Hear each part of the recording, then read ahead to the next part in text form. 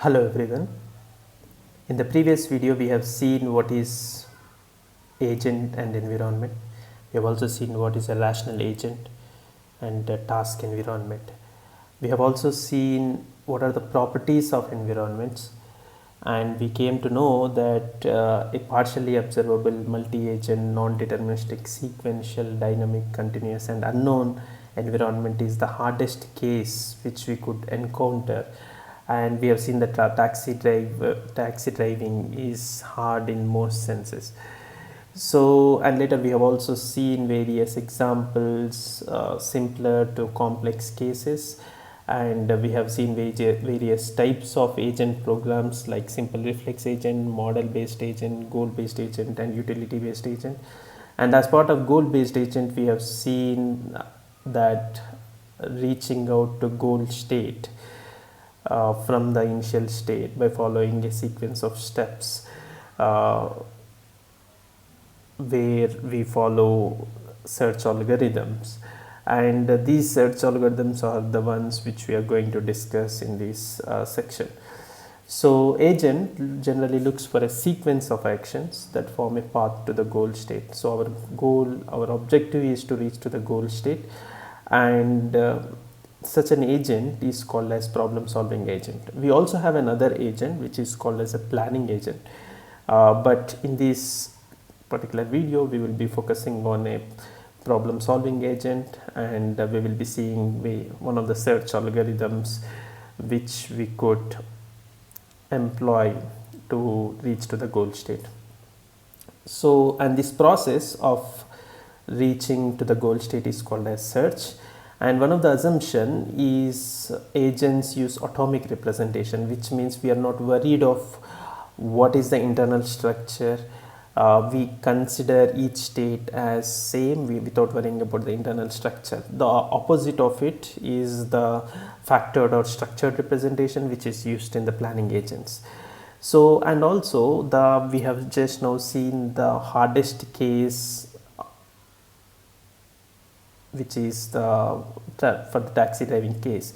But in all of these search algorithms which we are going to discuss in this video and the coming videos, we assume our environment has the following properties: episodic, which means that the current action could have a long term effects; single agent, although we also see multi agent algorithms like min max algorithm and alpha beta pruning; fully observable, which means that there is no noisy in the data, no data is being missed from the environment; deterministic, which means that there is no uncertainty; and static, discrete, and known. Under these conditions we are going to come up with algorithms. We assume this is the environment state, and then we apply various types of algorithms. So the important thing is, in a fully observable deterministic known environment, there is no need of worrying about the percepts.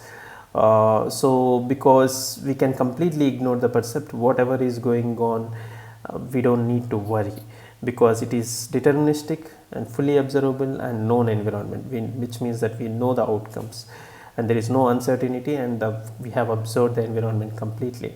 So there is no need of, while executing, we don't need to worry about what percept is it which we are getting, and we don't need to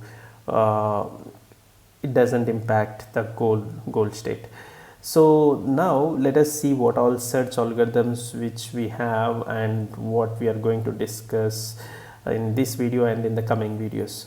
So first category is uninformed search, where we don't have any estimate regarding, we don't assume that we have any estimate regarding the goal, where it is and what could be the estimate. Without considering any such information, if you come up with an algorithm, we call them as uninformed search algorithms. We have breadth first search, uniform cost search, depth first search, and within the depth first search we have backtracking, depth limited search, which is a variant of depth first search, and iterative deepening, depth first search, which is also a variant of depth first search, and we have bidirectional search. Each of these uninformed search algorithms are different in some sense, which has advantages, disadvantages. We analyze which one is good across 4 different properties, which we'll be discussing soon. Just to summarize, they are whether the algorithm is complete or optimal, or what is the time complexity and space complexity. These are the 4 things, 4 metrics we could use to see which algorithm is better. That more details on it we will see soon. And we have uninformed search algorithms. We also have informed search algorithms, where we have an estimate regarding the goal state, which means that some form of a heuristic is we are employing to get an estimate of where the goal state is, and then we try to reach to the goal state. So best first search, greedy best first search, and A-star search and recursive best first search are the algorithms which comes under the informed search. And we have multi-agent search algorithms, which comes under adversarial search, where it could be a multi-agent competitive or multi-agent cooperative environment. For example, like a chess, which is a multi-agent competitive environment, whereas taxi driving is a multi-agent cooperative environment. So we have min-max algorithm and alpha beta pruning. So we will be discussing about all these in this video and in the coming video. So let's first focus on the first algorithm, which is the breadth first search. But before we actually go there, we need to see how a general problem solving can be formulated in a systematic way, and that systematic way is called a state space representation, and where we represent every atomic representation as a state, and we attempt to move from the initial state to the goal state. And we also have a transition model, where given a particular state and you take an action, what is the next state which we are going to get.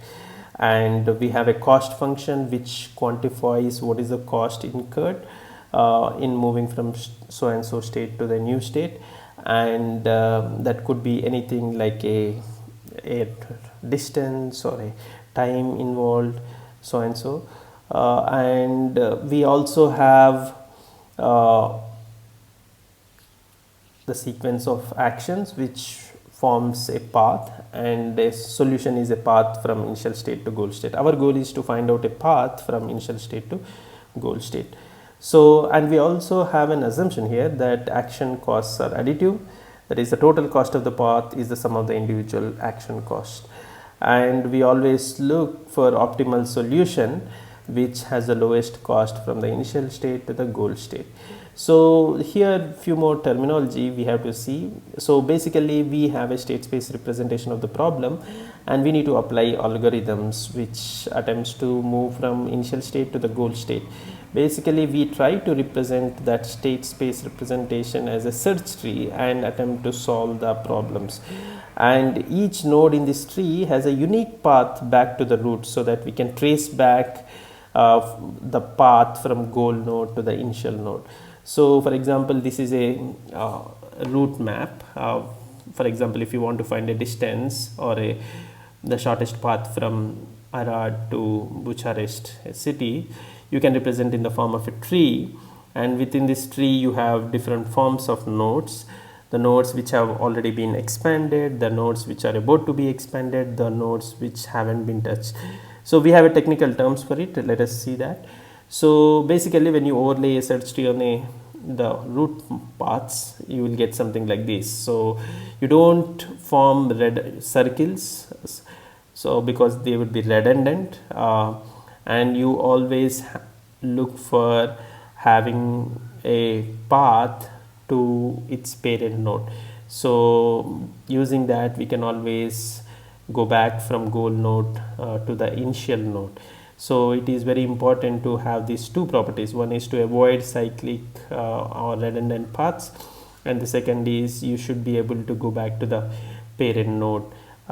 So in order to do that, we have various data structures which we will see, but two more technical terms here. One is we use the nodes which have been expanded and generated and expanded are called the reached nodes, or you can call them as closed list, because for example here the violet color node has four child nodes, and these four child nodes have not been expanded, or the four child nodes have not generated its child nodes, so they are called as frontiers. And usually we place these green color nodes in a different list called as open list. So frontiers or open list are two terms which we use it, and the ones which have already been reached and already the child nodes have been generated, then we call them as reached node or a closed list. So we use both open list and closed list while we implement or in the pseudocode to see how the various search algorithms are going to work. So for example, if you see here, so this violet color central node has four child nodes, and the top child node has been considered for expansion, and therefore you have three other extra green nodes, but yeah, and so on and so forth. So you go and expand all other child nodes and until you reach to the goal state.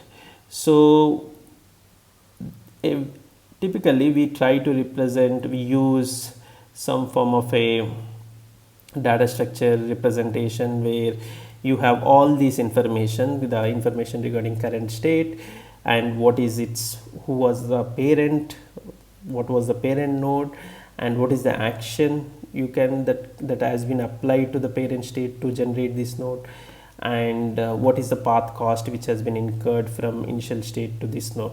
So these are all, for every node we try to save this information, and usually we use one or other form of a queue to represent this. Mostly we use priority queues, especially in informed search algorithms like A star algorithm or a best first search, and we use FIFO queue, which is first in first out queue, where we use these mostly in uninformed search algorithms like breadth first search, and we have LIFO queue, or you can call it as stack, last in first out, where the last node is expanded first, and this is used in depth first search. And we have generally we encounter these operations. One is to pop an element from the frontier and insert or add a node into the frontier, all these things. So let us now see how we could quantify which algorithm is better. So we basically use four metrics to quantify each of those algorithms. One is completeness. We try to see whether is the algorithm guaranteed to find a solution, and if not, to correctly report failure when there is not. So if there is no, can it correctly report it? So completeness is one property. Second is the cost optimality. Is there a better path than the one which we have found out? Is the solution which is being given by the algorithm is optimal, having a lesser cost or not? And time complexity, what sort of in worst case, what is the time complexity the algorithm takes? Space complexity, how much memory size it is going to use. So these are the four attributes or metrics across which we evaluate. And usually whenever we represent in the form of a graph, we compute the complexity in terms of number of vertices plus number of edges.